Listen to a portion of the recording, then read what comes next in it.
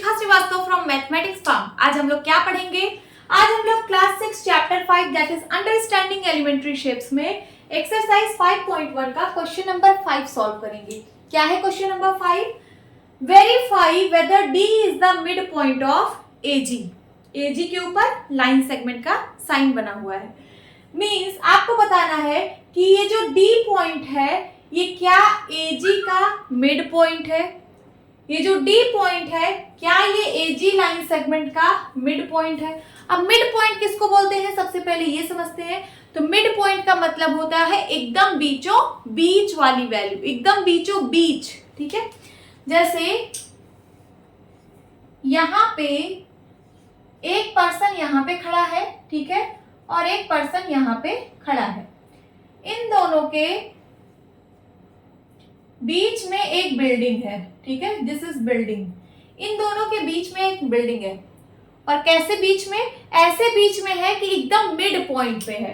तो mid point का क्या मतलब है कि इस पर्सन से इस बिल्डिंग का जो गैप होगा वो इस पर्सन से इस बिल्डिंग के गैप के बराबर होगा।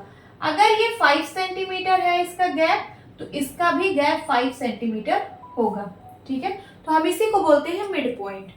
जब गैप बराबर हो तो हम कह सकते हैं कि ये जो बिल्डिंग है ये दोनों पर्सन के मिड पॉइंट पर लाई कर रही है। ठीक है, तो यहाँ पे हम देखते हैं ये जो डी पॉइंट है ये क्या एजी लाइन सेगमेंट के मिड पॉइंट पर है। तो सबसे पहले हम यहाँ का गैप फाइंड आउट करेंगे और यहाँ का गैप फाइंड आउट करेंगे। अगर दोनों गैप इक्वल आ रहा है तो हम कह सकते हैं कि हाँ ये जो डी पॉइंट है ये एजी के मिड पॉइंट पर लाई कर रहा है। तो चलिए गैप फाइंड आउट करते हैं। ए और बी के बीच में कितना गैप है? तो यहाँ पे 1 यूनिट का गैप है। कितने यूनिट का? 1 यूनिट का। फिर बी से सी के बीच में कितना गैप है? 1 यूनिट का गैप है। सी से डी के बीच में कितना गैप है? 1 यूनिट का गैप है। ठीक है, यही डी पॉइंट की बात हो रही है। अब फिर डी और ई के बीच में कितना गैप है? 1 यूनिट का। ई और एफ के बीच में कितना गैप है? 1 यूनिट का। एफ और जी के बीच में कितना गैप है? 1 यूनिट का। ठीक है, यहाँ पे यूनिट मैं इसलिए बोल रही हूँ क्योंकि यहाँ पे गिवन नहीं है कि सेंटीमीटर में है कि मीटर में है, तो मैं यहाँ पे इसको यूनिट बोल दे रही हूँ। ठीक है, अगर आप इसको सेंटीमीटर मान रहे हो तो ये 1 सेंटीमीटर आप लिख सकते हो।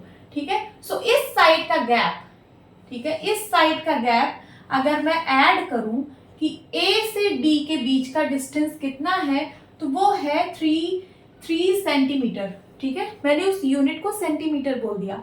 उसी तरीके से डी और जी का डिस्टेंस कितना होगा? 3 सेंटीमीटर। कितना? 3 सेंटीमीटर। तो दोनों का गैप बराबर है, इसका मतलब डी जो है वो एजी के मिड पर है। सबसे पहले आप इसको सॉल्व कैसे करेंगे? तो आप यहाँ पे लिखिए AG is equals to AD plus DG। जो AG की वैल्यू है, AG मतलब ये पूरी वैल्यू, ये AD प्लस DG के बराबर होगी।